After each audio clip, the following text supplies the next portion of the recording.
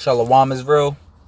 I want to give all praises, honor, and glory to Yahweh, Bahashem, Yahushai, Bahashem, Rachak, Wadash. Double honor to the apostles and elders of Great Millstone, and Shalom to the elect.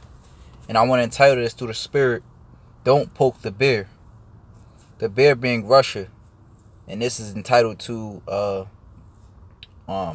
Trump.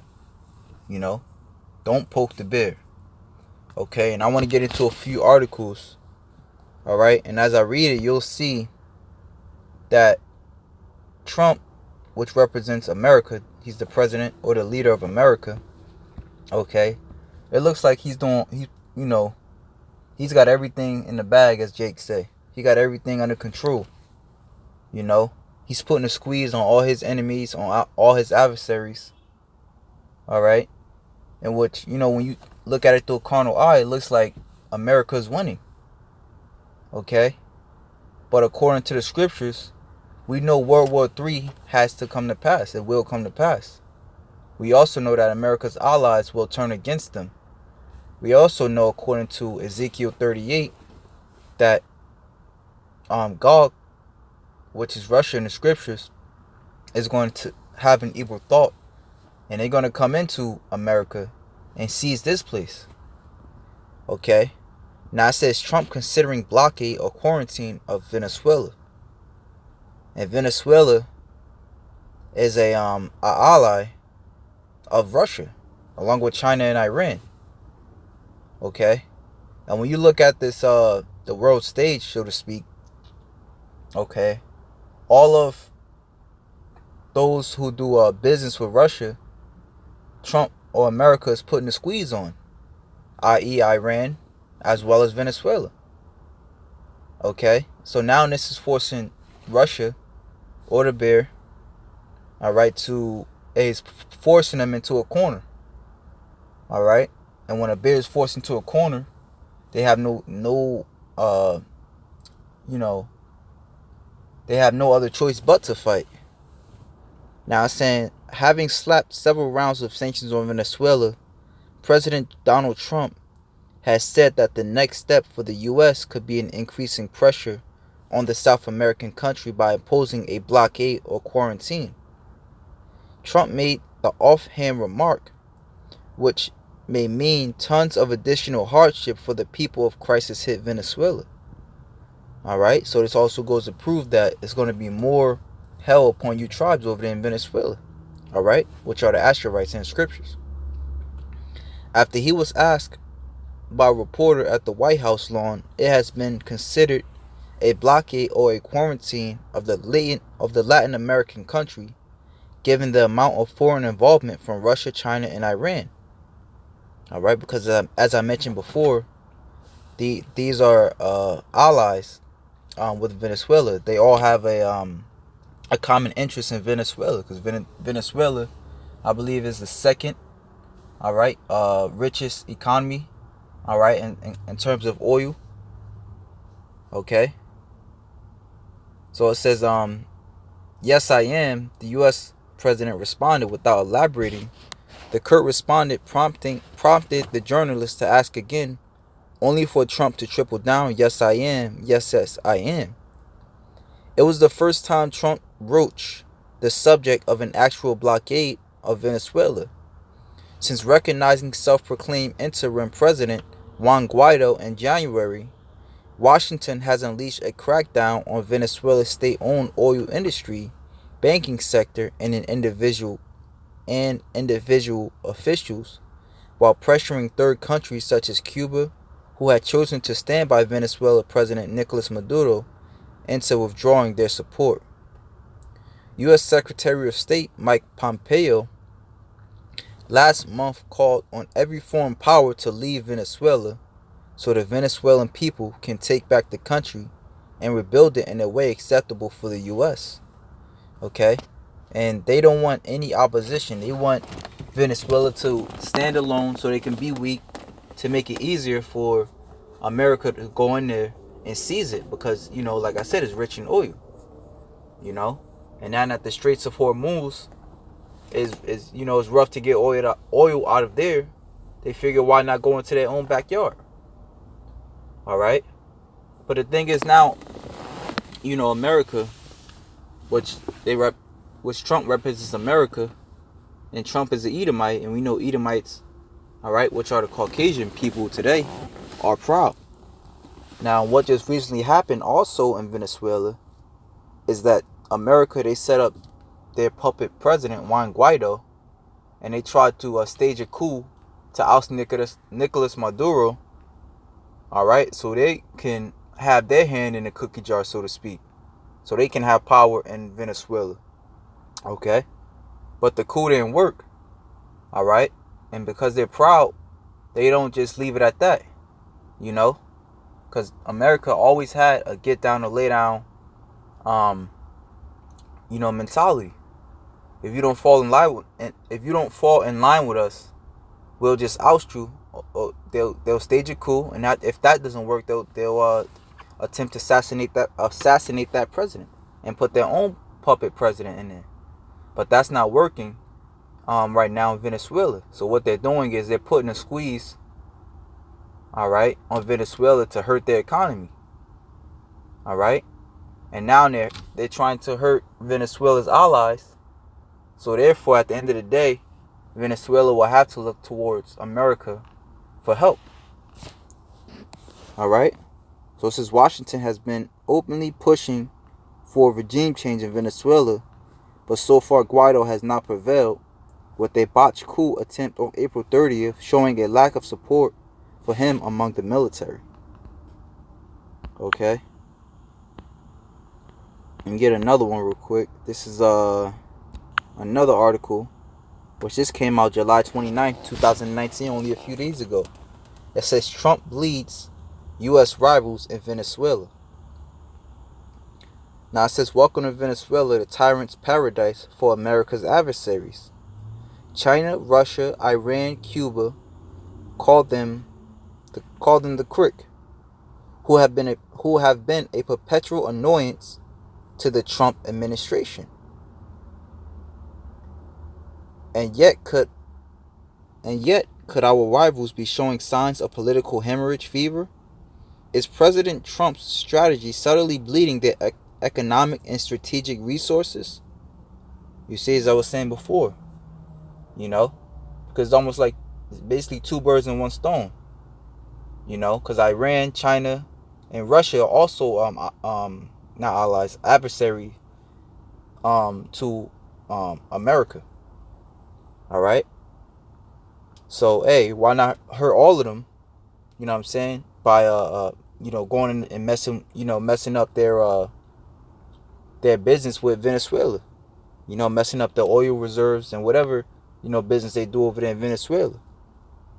All right. So it says and plus too, you got to remember Russia. All right, Russia and America, they had a INF treaty going, which I had just looked that up, and that just ended out. I believe it was last week, if I'm not mistaken. All right, which that was basically some like a 3-decade long treaty. All right, which basically was enacted during I believe the Cuban Missile Crisis. All right, so hey, this world is so close to World War III, man. This place is super close to World War III. Now it says and yet could our rivals.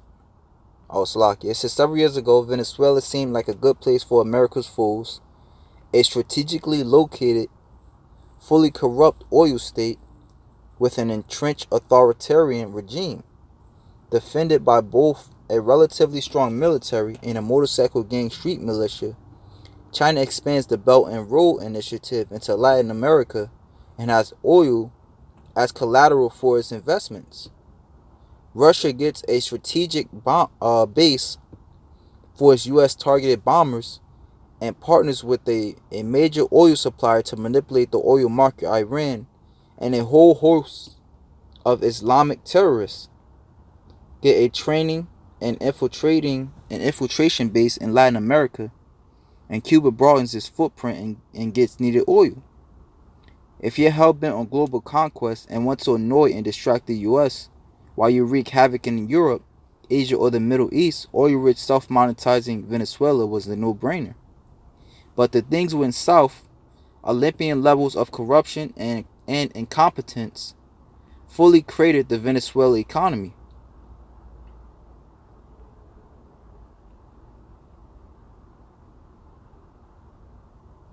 Oil production revenue fell from $60 billion 10 years ago to around $50 billion today, bringing home a paltry six. I'm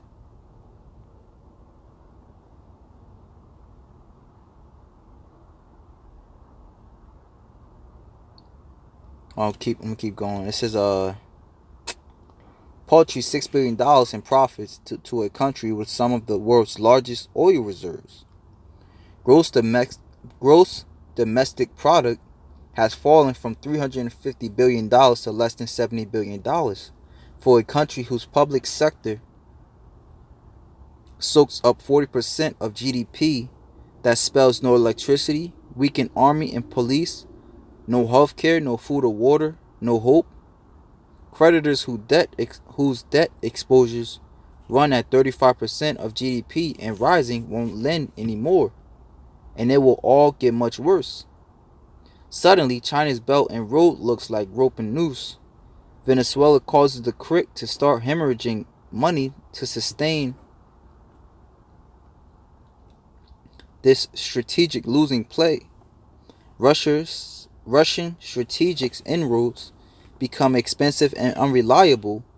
Cuba's economy gets worse with oil restrictions, of course. All of these players still could get a nice piece of the drug trade action.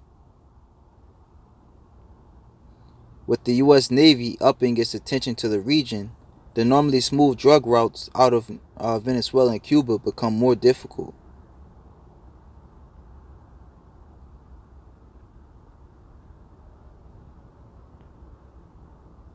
I'm gonna jump to this paragraph.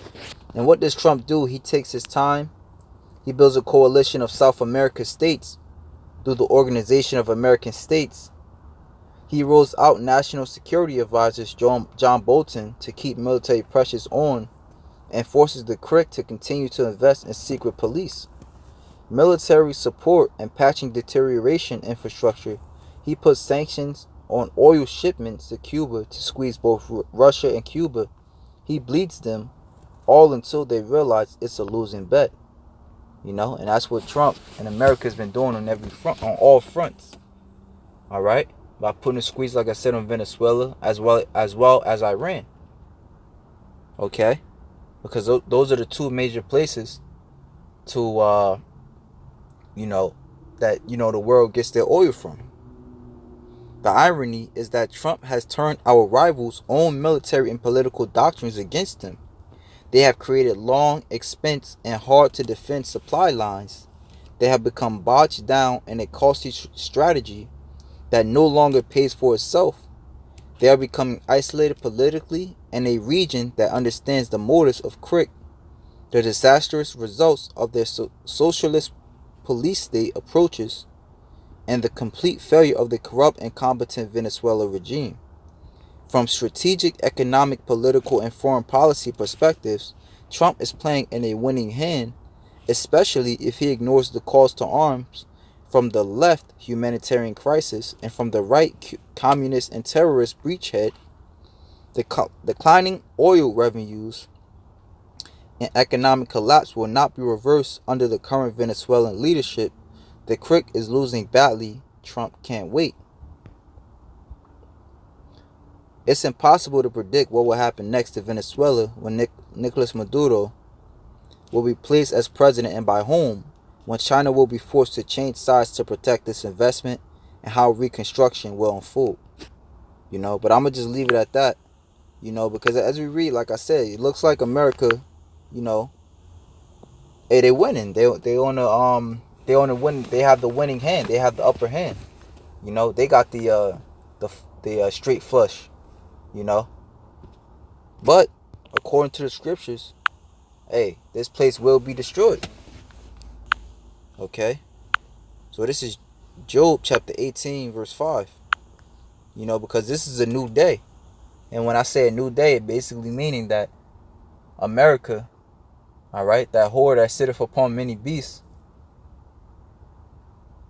all right, hey, she's not gonna be called tender and delicate anymore, you know, which basically that means that, you know, she was tender and delicate, basically meaning that, hey, she's gonna get touched, you know, basically meaning that, hey, somebody's gonna come, an outside force, which goes into Ezekiel 38, all right, and however it happens, you know, which I see through the spirit of, if Trump does put that blockade on Venezuela, hey, Russia can just, hey, that'll give him all the ammo he needs to come in and wreak havoc over here in the U.S., in the States. Okay? So this is Joel 18:5. Yet the light of the wicked shall be put out, and the spark of his fire shall not shine. The light shall be dark in his tabernacle, and his candle shall be put out with him. Okay? So what's the light? The light is also known as the wisdom. All right? Everything that Esau is used to doing and actually, you know, getting his way is getting ready to be put out. Okay? That's not going to deter these nations, all right, from doing business with Venezuela, all right, or from on the front with Iran, from doing business with Iran.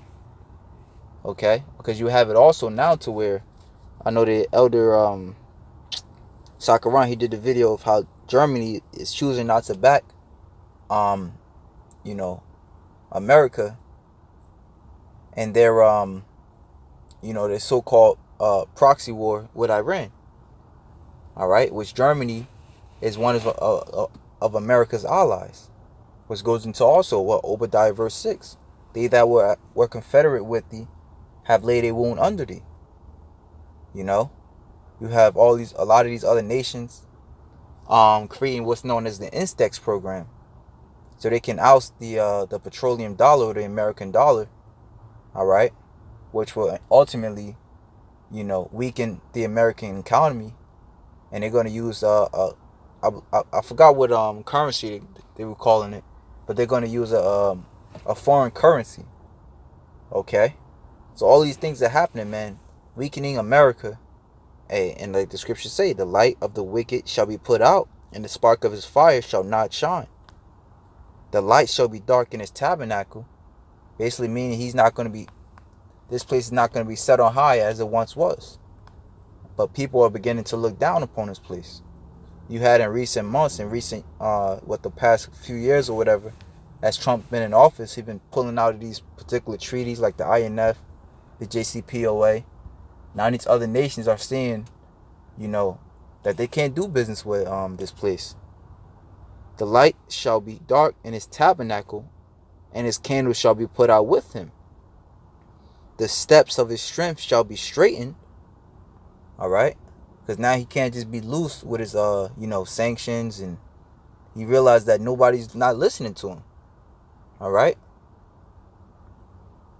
and his own counsel shall cast him down.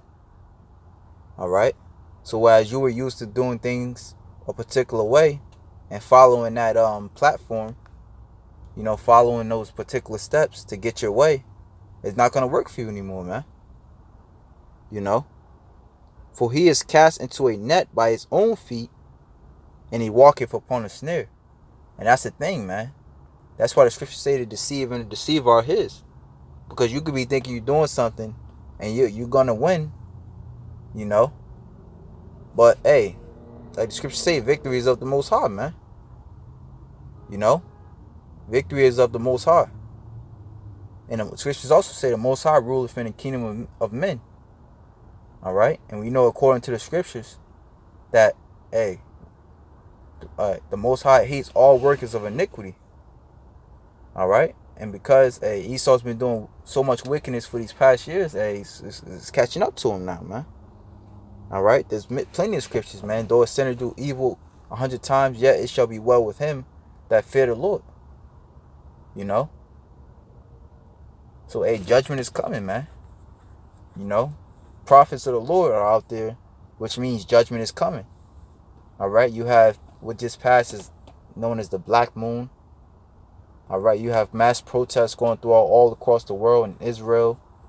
All right, in Europe and France. All right, I believe, it's still going on in the Central American countries like Nicaragua. All right, in Spain. Mass earthquakes popping up out of nowhere, heat waves. Okay, famine's coming soon. Can't forget about that. All right, well, you have hurricane season. This is the month of August. Okay, so our salvation is near, man. The scriptures also say that our salvation is nearer than when we believe.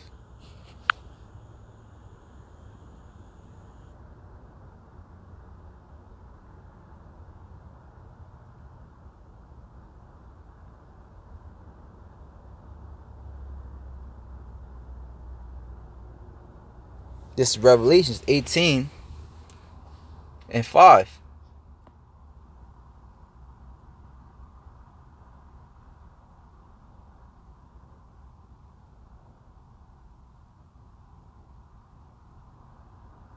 For her sins have reached into heaven, and God have remembered her iniquities. Okay, the Most High have not forgot about slavery. The Most High have not forgot about the countless deaths you still putting on the so-called Black, Hispanics, and Native Americans. The Most High have not forgot about His children. The Most High have not forgot about you blaspheming His name. The Most High have not forgot about that, man. God have remembered her iniquities, man. And if I always bring this out, the Most High have put hell, which, that slavery that we had to go through was some hell, man. Our people still are messed up from it. So how much more of those who He hate, the Edomites? Remember her, award her, even as she have awarded you, and double unto her according to her works, and the cup which she hath filled to her double. How much she have glorified herself and lived deliciously, so much torment and sorrow give her. For she saith in her heart, I sit a queen, and am no widow, and shall see no sorrow. Because to a guy that's used to winning, you can't see you puffeth, or you have a pompous attitude. If somebody tells you you're gonna lose, like, what the fuck you mean? I've been winning this whole time. Why am I gonna lose now? And that's that snare that the Heavenly Father has Esau in. How much she haven't glorified herself and lived deliciously, so much torment and sorrow give her. For she saith in her heart, I sit a queen, and am no widow, and shall see no sorrow. Therefore, all right, and that's what Nebuchadnezzar said. That's what Antiochus Epiphanes said. And they both, at the end of the day, guess what? The Most High plagued them. He made them sick. All right? And at the end of the day, guess who they giving homage to? Yahweh Hashem Yahweh Shai, the God of Israel. Okay? Therefore shall her plagues come in one day. Death and mourning and famine. Which that's an epidemic in itself too. All right? The measles outbreak. All right? You have what's going on in you have this flesh-eating disease. All right, I believe it started in Mexico or New Mexico, one of those states. All right. So it says, therefore shall plagues come in one day, death, mourning, and famine, and she shall be utterly burned with fire. For strong is the Lord God who judgeth her, and she will be utterly burned with fire. The fire from the ICBM nuclear missiles, man.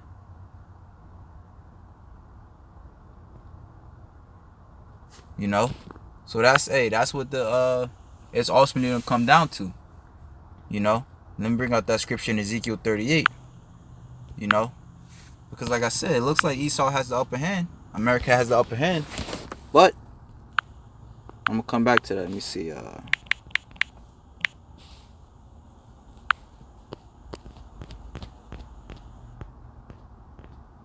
But at the end of the day, the scriptures say, the Most High be true and every man a liar.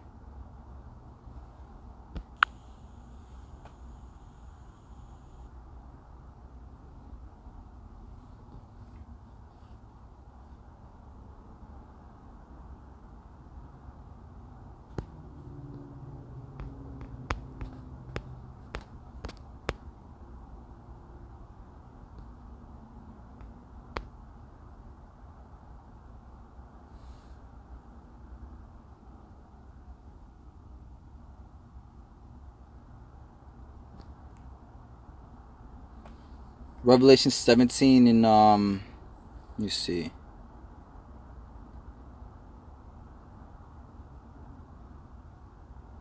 17 and 17. I'm gonna jump straight to the point. For God had put it in their hearts, in these allies of America, to fulfill His will. You know, the Most High put it in their hearts to fulfill His will. Therefore giving Esau, like I said, that pride. All right, and really fulfilling prophecy. Because this place is also known in the scriptures. This has many names in the scriptures, man. This place is also known as the beast. All right, which the beast is this place is the beast, or the reincarnation of Rome. And in ancient Rome, all right, they have great iron teeth. They're plowing down many nations. All right, but hey, ancient Rome is just that, ancient Rome. It had an end. Okay. For God had put in their hearts to fulfill His will and to agree and to give their kingdom unto the beast, until the works of God shall be fulfilled. And the works of God, in which nobody's really talking about, all right, but it's definitely making a change, is the elect waking up. And the woman which thou sawest is that great city which reigneth over the kings of the earth. How's He reigning over the kings of the earth? That if they don't get right, He's going to put a coup on them. He's going to sanction them. All right. Hey, so Yahweh Shimi Awashai is about to take this place out. And I was going to get Ezekiel, but I already quoted it. And hey, nonetheless, something's going to happen. The scriptures speak about martial law. The scriptures speak about martial law all across the world. The scriptures speak about great death all across the world. Obviously, we see that hasn't happened yet. It's happening, but it's not the scriptures say it's a time that's coming that there was never before seen upon earth. All right, so you had hundreds of million people died during World War II, so that has to be greater than that. Hey, so with that, just a quick update. Shalom.